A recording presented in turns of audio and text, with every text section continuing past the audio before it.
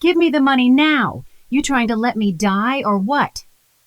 I had just stepped through the front door on Christmas Eve, snow still clinging to my coat, when my mother lunged at me. Her voice trembled with rage and desperation. I froze in the warm glow of the foyer lights as the chatter and laughter from the dining room died away. In an instant, the festive party fell eerily silent. Every pair of eyes in my family turned toward me, curious, judgmental, gleeful. I felt like I'd been shoved onto a stage where everyone was waiting to see if I would drop to my knees or bolt for the door. My mother's face was flushed, mascara smudged beneath her eyes. Behind her, I could see the dining table laden with Swedish meatballs, lingonberry sauce, and saffron buns, all the traditional dishes our Swedish-American family always prepared for Christmas. Aunt Ingrid sat with her wine glass suspended midway to her lips. Uncle Eric had put down his fork. My younger sister Leah stood by the fireplace, arms crossed, glaring at me with barely contained fury. "Mom, I started, my voice catching. "Don't mom me, Natalie," she shrieked. "Your father and I are drowning, and you're sitting on a pile of money like some selfish—" "She's always been like that," someone muttered from the table. I couldn't see who. "Can't even help her own family on Christmas," another voice chimed in. My hands clenched inside my coat pockets. The familiar weight settled on my shoulders, that invisible pressure I thought I'd escaped. Leah was in trouble. My parents were drowning in debt, and I was supposed to be the one who fixed everything. But not this time. I replied, "Something interesting is about to happen." It had started 3 months earlier, in late September, when the Minnesota leaves were turning gold and crimson. My parents invited Leah and me to Sunday dinner at their house in Edina, a suburb of Minneapolis where we'd grown up. Over Mom's famous Swedish potato sausage and root vegetable casserole, Dad cleared his throat and launched into his pitch. "Your mother and I have an incredible opportunity," he said, his blue eyes bright with excitement. "We're opening a restaurant, authentic Swedish cuisine, the kind your grandmother used to make. Then we'll leverage that into real estate investments. We've got connections. This could take the whole family to the next level." Mom nodded enthusiastically, her blonde bob bouncing. "We want you girls to be part of it. A family business. Just imagine." Leah, 5 years younger than me at 26, practically bounced in her seat. "That sounds amazing. I'm in." But my gut churned. I'd learned long ago to trust that feeling. "Can I see the business plan?" I asked carefully. "The contracts? Financial projections?" Dad's smile tightened. "Don't you trust us, Natalie?" "It's not about trust. It's about being smart." He slid a folder across the table. I spent the next hour reviewing it while Leah and Mom chatted excitedly about restaurant decor. The more I read, the more alarm bells rang in my head. Vague fees labeled as operational costs, a real estate venture with no actual properties listed, financial projections that assumed a 300% return in the first year, completely unrealistic. References to a business partner named Lars, but no details about him or his qualifications. "Dad, who is Lars?" I asked. He waved his hand dismissively. "An old friend, very connected in the real estate world." "But what's his background? What properties has he actually developed?" "Natalie, you're overthinking this," Dad snapped. "Sometimes you just have to take a leap of faith." "Not with my life savings, I don't." The temperature in the room dropped. Mom's face hardened. Leah stared at me like I'd just announced I hated Christmas. "I'm sorry," I said quietly. "I can't invest in this. It doesn't add up." I left that night knowing I'd crossed a line. I'd become the enemy in my own family. Now, on Christmas Eve, I was standing in the doorway paying the price for that decision. "Give me the money now! You trying to let me die or what?" Mom screamed, her voice cracking. The Christmas music that had been playing softly cut off abruptly. The room fell into suffocating silence, except for the crackling of the fireplace. I could feel the weight of a dozen pairs of eyes on me, cousins, aunts, uncles, family friends, all judging, all waiting. Mom, I need to understand what's happening before I... What's happening? She laughed bitterly, tears streaming down her face. We're losing everything. The restaurant is failing. We owe money to everyone, and you, our own daughter, won't lift a finger to help. That's not fair, I managed, my voice barely above a whisper. I told you 3 months ago that the investment didn't make sense. Oh, here we go, Uncle Eric called from the table. The financial expert has opinions. Some daughter, Aunt Ingrid added with a sniff. Can't even help her parents on Christmas. I felt my face burning. My hands were shaking. Then Leah stormed across the room, getting right in my face. Her blue eyes, the same shade as mine, blazed with fury. You're so selfish, she shouted. You've always been selfish. I gave them everything, my entire savings. I even took out loans. But you? You won't even give them a penny because you're too busy counting your money and judging everyone. Her words hit me like physical blows. My baby sister, whom I'd protected since she was born, whom I'd helped with homework and breakups and college applications, she thought I was the villain. Leah, I warned you. You warned me about nothing, she screamed. You just looked down your nose at us and walked away, while I stepped up and did what family's supposed to do. My mother collapsed into a chair, sobbing dramatically. I don't know what we did to deserve this. We gave you everything, Natalie. Everything. Dad put his arm around her, but his eyes were on me, cold, calculating. Your sister understood what family means. Why can't you?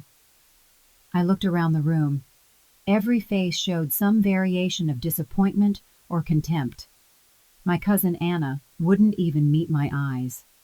My godmother Britt shook her head slowly.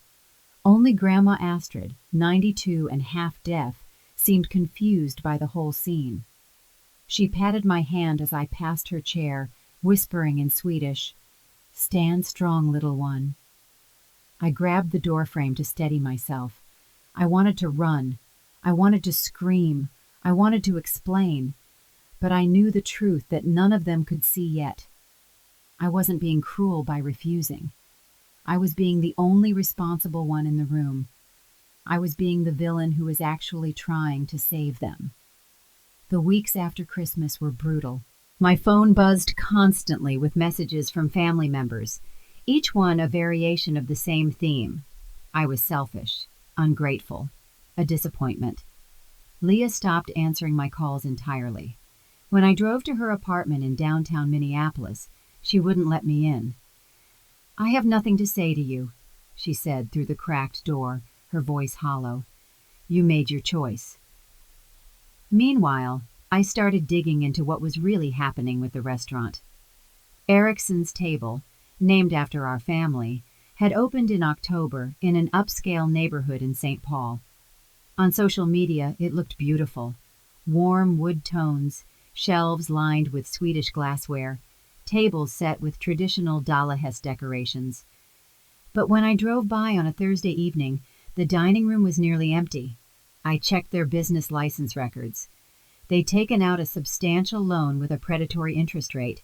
I found the lease agreement. They were paying double the market rate for the space, and the landlord's name made me pause. Lars Lindstrom, the same Lars who was supposed to be Dad's business partner. Then I found the real estate venture paperwork. It was registered to a company called Nordic Investments, LLC. When I searched for it, I found nothing.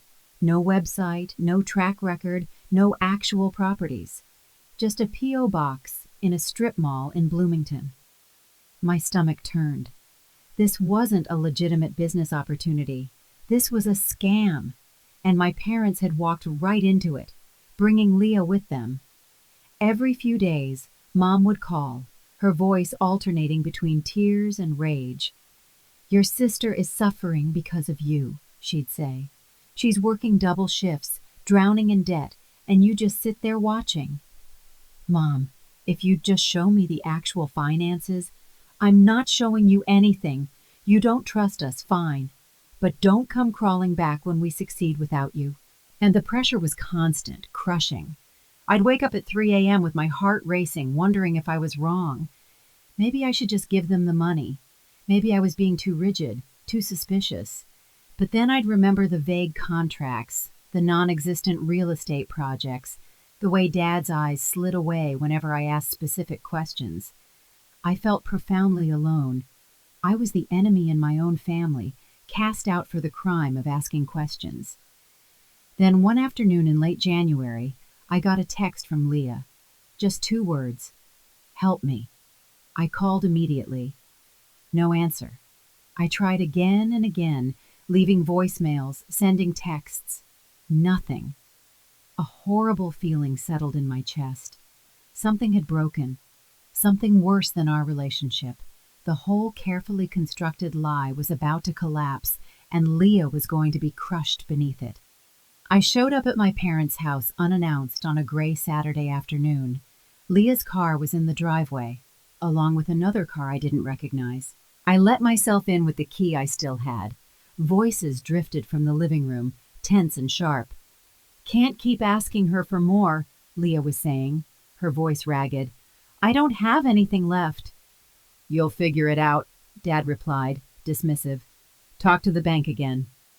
"They already turned me down for another loan. I'm maxed out. I can barely afford my rent." I stepped into the doorway. All 3 of them turned to stare at me.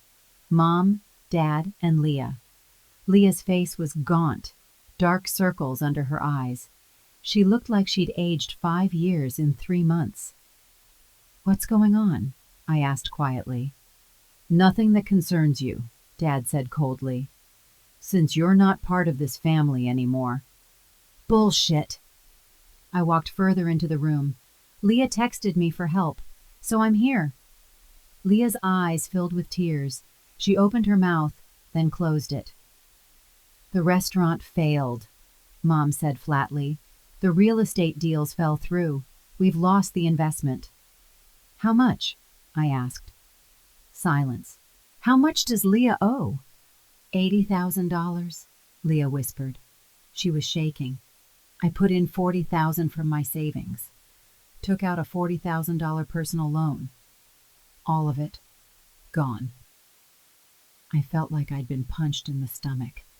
80,000. My sister's entire financial future destroyed. "And the restaurant?" I pressed. "Closed," Dad muttered. "Last week." "What happened to the money? Where did it go?" They exchanged glances. It was Mom who finally spoke, her voice hard. "The market changed. Lars's deals didn't pan out. These things happen in business." "That's not an explanation. That's an excuse." I pulled out my phone. "I want to see the financial records. Every transaction, now." "Absolutely not," Dad snapped. "You don't get to come in here and make demands." "I do when my sister is drowning," I shouted, my control finally breaking. "You did this to her. The least you can do is explain where her money went." "Natalie, you are the only one with savings left," Mom said, switching tactics, her voice going soft and pleading. "You're the only one who can save your sister. Please, we're begging you." "Show me the records." Dad's face went red. "Get out of my house." "Not until I know what really happened." "I said get out!" Leah was sobbing now, her face in her hands. I wanted to go to her, but Dad was blocking my path, his hand on my arm, pulling me toward the door. I left, but not because he told me to. I left because I knew exactly what I had to do next. I was going to find out where the money really went. I spent the next 2 weeks becoming a detective in my own family's life. I started with the public records, business filings, property transactions, court documents. Erickson's table had closed after just 11 weeks, leaving unpaid vendors and a landlord demanding back rent. But the interesting part was the landlord, Lars Lindstrom, who turned out to be Dad's old college roommate from Gustavus Adolphus. Not a real estate developer, not a successful businessman, just an old friend who'd served time for fraud in 2015. I felt sick. Next, I tracked down a former employee of the restaurant, a line cook named Marcus, who'd been let go without his final paycheck. It was weird from the start, he told me over coffee at a diner in St. Paul. The owners were barely there. When they did show up, they'd take cash from the register for expenses, but the restaurant was always short on supplies. We'd run out of basic stuff like butter and flour, but your dad would show up wearing a new Rolex. My hands were shaking. Did you ever meet Lars? Yeah, a few times. Sketchy guy. Always in expensive suits, but drove a beat-up car. He and your dad would go to the office and close the door. I heard gambling mentioned more than once. The word hit me like ice water. Gambling. I kept digging. Bank records were harder to access, but Leah had signed over power of attorney to our parents for the joint business venture, which meant they could access her accounts. I convinced Leah to meet me, just once. She looked terrible, exhausted, defeated. I need you to request your bank statements, I told her gently, for the last 6 months. Why? What does it matter? Because I think there's more to this story than they're telling us. She finally agreed. 3 days later, we sat in my apartment going through the transactions. $40,000 from her savings had been withdrawn in October. That checked out. But then there were other withdrawals. Smaller amounts, $10,000 in November, $15,000 in December, another $8,000 in January. I didn't authorize these, Leah whispered, her face going white. Do you recognize the recipients? She shook her head, scrolling through. Most were wire transfers to accounts we didn't recognize, but a few were checks made out to Nordic Investments LLC, the Phantom Company, and 2 large transfers went directly to Lars Lindstrom's personal account. They stole from you, I said quietly. Mom and Dad, they took your money and used it for something else. No, Leah said, but there was no conviction in her voice. No, they wouldn't. Leah, look at the evidence. She stared at the statements, tears rolling down her cheeks. Where did it go? She asked. Where's my money? That's what I intended to find out. I went to my parents' house early on a Tuesday, choosing a time I knew they'd both be home. This time, Leah walked beside me, her hands trembling as she gripped the bank statements, the evidence she had tried for so long not to believe. Mom opened the door wearing a bathrobe, her expression tightening the instant she saw us. I told you not to come back here, she snapped, but I brushed past her before she could shut us out. We're talking, I said firmly, right now. Dad was sitting at the kitchen table, the morning paper folded in front of him. He looked up with a sigh, already annoyed. What is it this time? I dropped the documents across the table, letting the pages fan out between us. Explain these. Explain why you withdrew $73,000 from Leah's account without her consent. And tell us what happened to the money. He barely skimmed the statements. It went to the business. Don't lie to me, I said sharply. The business needed $40,000, no more. Where did the rest of it go? Dad didn't answer. Mom came in behind us, her arms crossed tightly over her chest. Money that stays within a family isn't something to fight about, she said. You're the ones turning this into something ugly. You did that yourselves, I shouted, my voice cracking under the weight of months of anger. You drained her account, ruined her credit, left her drowning in debt, and you're acting like it's some kind of inconvenience?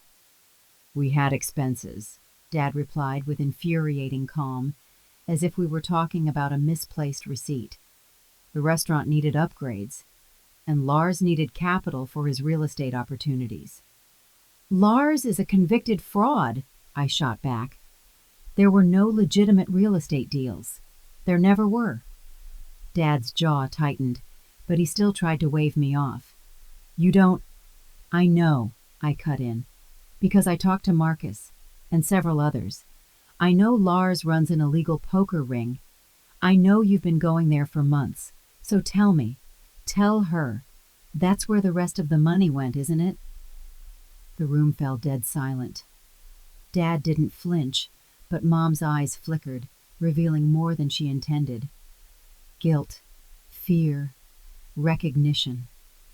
A portion went to essential expenses, Dad finally said, voice wooden. What we did with the rest isn't something you need to worry about. Not something I need to worry about? Leah whispered. Her voice sounded small and broken. You used my savings to gamble? I turned toward Mom, searching for even an ounce of remorse. Instead, she said with chilling coldness, "We're your parents. We brought you into this world. You owe us." Leah inhaled sharply, like someone struck in the chest. When I looked at her, her face was a mix of shock, disbelief, and something shattering deep inside her. "You never cared," Leah said quietly. "Not about the business, not about me. You just needed money, and I was convenient." "Stop being dramatic," Dad muttered, already picking up his newspaper again. "Family supports each other. You two are too selfish to understand that." I watched as something in Leah shifted completely.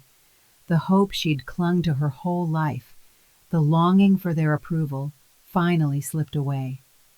For the first time, she saw them clearly. Not as parents, but as people who had chosen themselves every single time. Leah stood rooted to the floor in our parents' kitchen, staring at them with a look that made it clear she no longer recognized them. It was as though she had been speaking to strangers, pretending to be her family. She turned toward me, her voice faint and stripped of emotion. "Why didn't you tell me?" My stomach clenched. "I tried, Leah. You never wanted to hear it." She shook her head, her movements slow and stunned. "No, not about the money. Why didn't you tell me they were like this, that this is who they've always been?" The question hit me hard. I glanced at our parents, Mom obsessively wiping an already spotless counter, Dad hiding behind his newspaper like a shield. They didn't react, didn't apologize, didn't even acknowledge the destruction they'd caused. "I didn't know how to tell you," I said quietly. I kept doubting myself. I wondered if maybe I was being dramatic or paranoid. I thought maybe if I stopped asking questions or stopped pushing back, they'd finally treat me like they cared. Leah let out a brittle laugh. "Hoping they'd love you if you didn't make trouble?" She swallowed. "Yeah, I believed that too." Her legs buckled, and she sank into a chair. I moved beside her and took her hand, shocked by how cold it felt. $80,000, she whispered, as if the number itself could crush her. I gave them everything I had. I worked every overtime shift I could get. I lived off instant noodles. I dropped my health insurance because I couldn't afford it. And I did all of that because they promised we were building a future together. They said it was for a family business, a legacy. Her voice fractured. And all the while, they were spending it on gambling, on expensive toys, on whatever they wanted. She looked helplessly toward our parents, who still refused to meet our eyes. And I believed them. I believed every word, because they were my mom and dad. "You weren't wrong to trust them," I told her. "You were a daughter, and daughters aren't supposed to expect betrayal." "But you didn't trust them," she said. "I learned not to," I said softly. "A long time ago." She studied me then with new understanding, like she was finally piecing together years of moments she had misinterpreted. "All those times you stayed away, all the Christmas mornings you left early, all the dinners you avoided." Her voice was filled with dawning realization. "You weren't being distant. You were surviving." Tears streamed down her cheeks. "I thought you were selfish. I thought you were cold and ungrateful, but you were the only one who saw them clearly." Behind us, Mom scoffed loudly. "Oh, for God's sake, you two are being dramatic." "Be quiet," Leah said, her voice low but edged with steel. Mom actually recoiled. Leah stood, still holding my hand. "We're done here. We're leaving." "Leah, sweetie," Mom tried, her tone suddenly sugary. "I said we're leaving," she repeated, her voice firm, unwavering. "And we're not coming back." Dad finally lowered his paper, staring at her as though she were speaking another language. "You don't actually mean that." She met his gaze without flinching. "I mean every word." Together, we walked out of that house, leaving our parents frozen in stunned silence behind us. We stayed parked in the driveway for a long while, neither of us ready to move or speak. The air felt heavy with everything that had just happened. Snowflakes drifted down quietly, settling across the windshield like a soft veil, blurring the world outside and making the inside of the car feel strangely still, like time itself had paused to let us breathe. Eventually, Leah broke the silence. "What am I supposed to do now?" I exhaled slowly.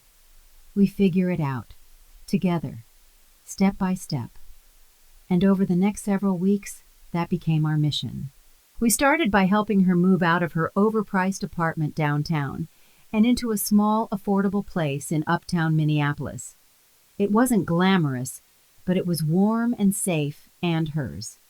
From there, we sat down with her bills, every statement, every overdue notice, every letter that made her stomach twist, and entered everything into a spreadsheet.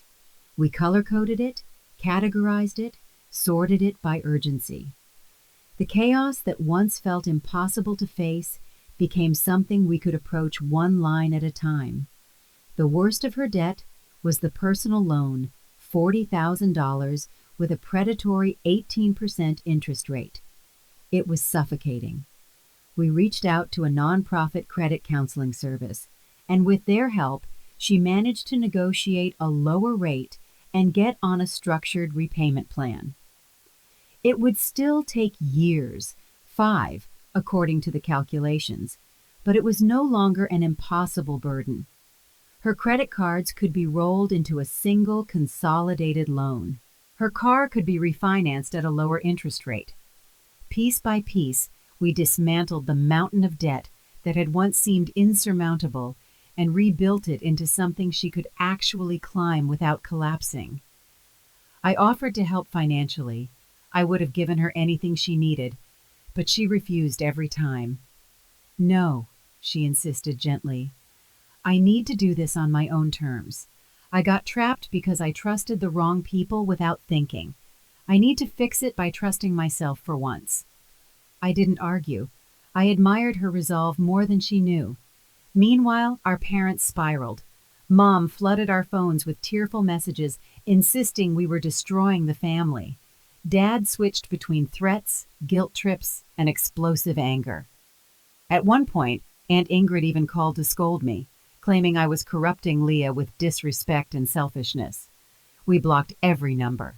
One night, as we sat on my couch surrounded by receipts and half-eaten Thai food, Leah suddenly asked, "Is it supposed to hurt this much, cutting them off?" "Yeah," I admitted quietly, "because even when they fail you, they're still your parents. Some part of you keeps hoping they'll change, that they'll finally love you in the way you needed." Her shoulders slumped. "But they won't." "No," I said softly, "they won't." Leah stirred the noodles in her container without eating. "I keep replaying everything, all the years I wasted trying to win them over, all the times I judged you because I thought you weren't trying hard enough, all the ways I defended them while they were hurting you." "You didn't understand," I told her. "I should have," she whispered, eyes glossy with tears. "I should have trusted you. I'm so sorry, Natalie, for everything I said, for every time I chose them instead of you." I reached across the table and closed my hand around hers. "You don't owe me an apology. They conditioned us both to feel responsible for their feelings, and they're experts at manipulation. They've had decades to perfect it." She sniffed. "Still, I see the truth now." "And you trust me now," I said. "That's what counts." For a while, we simply sat together, the room warm and still. Then Leah said something that made my chest ache in the best way. For the first time ever, I feel like I can breathe, like I don't have to shrink myself or prove anything or apologize just for being alive. I smiled. That's what freedom feels like. She smiled back, small, tentative, but real. I think I'm finally starting to like it. Half a year later, Leah and I found ourselves on my apartment balcony again, watching the Minneapolis skyline glow under a summer sunset. Streaks of orange, rose, and gold stretched across the sky, reflecting off the glass buildings like the whole city had been brushed in warm light. The air was soft and humid, the kind of evening that made everything feel slower and gentler. Leah swung her legs over the balcony rail and sighed. The kind of content exhale I hadn't heard from her in years. She'd finally gotten a promotion. More predictable hours, a healthier salary, and actual respect from her coworkers. She'd already made 3 payments on her restructured loan, right on schedule. For the first time, she was shaping a life she wanted, not a life she had been pressured into. "I saw Mom at the grocery store yesterday," she said casually, as if it were a minor detail. "Oh?" I raised a brow. "What happened?" "She came up to me like she wanted to talk," Leah said. "I didn't say a word. I just walked away." She paused, frowning in quiet confusion. "And the weird part is, it barely hurt. Not like before." "That's not weird," I told her gently. "That's healing." She rested her head on my shoulder, something soft and familiar that I hadn't felt since we were children hiding from thunderstorms. "I figured something out," she murmured. "You're the only real family I have." My eyes prickled with emotion. "Leah?" "No, listen." She sat up and looked at me, her expression open and earnest. "Mom and Dad, they're just people who happen to share my genes. They raised me, yes, but that doesn't make them what family should be. You're the one who protected me even when I pushed you away. You're the one who helped me rebuild my life when everything fell apart. You're the one who kept showing up." "You're my sister," I said. "Showing up was the easiest part." "But it isn't a guarantee," she insisted. "People pretend that blood ties create loyalty, but that's not how it works. Having the same last name doesn't mean someone will choose you, or treat you with honesty, or care about your well-being more than they care about their own comfort." She gazed toward the city, where lights were beginning to sparkle like tiny stars. "Sometimes the people you share a name with are just that, people, nothing more." The truth of her words settled between us like a weight that was both painful and strangely freeing. "Family, the real kind," Leah continued, "is made of the people you trust. The ones who show up even when it's uncomfortable. The ones who don't take advantage of your vulnerability, but help you stand back up." I let out a soft laugh. "Since when did you become so wise?" She gave me a wry smile. "Somewhere between losing $80,000 and gaining a sister." We fell into an easy silence, watching as the daylight faded and fireflies flickered in the trees below, tiny sparks drifting through the dusk. I thought about everything that had brought us to this moment. The arguments, the heartbreak, the relentless unraveling of illusions we once clung to. I thought about all the years I spent feeling guilty, for setting boundaries, for asking hard questions, for refusing to play along with the narrative our parents forced on us. I wasn't guilty anymore. Leah's voice softened. "Thank you for being stubborn, for being the one who questioned everything, for letting them paint you as the villain so you could be the one who saved me." I squeezed her fingers gently. "Always." Because that's what genuine family does, not the family defined by birth certificates or shared DNA, but the family shaped through loyalty, honesty, respect, and deliberate choice. The family built by showing up when it matters, by protecting each other, when no one else will. That's the kind of family worth keeping, the kind you create together, brick by brick, truth by truth. And that's the family we had become.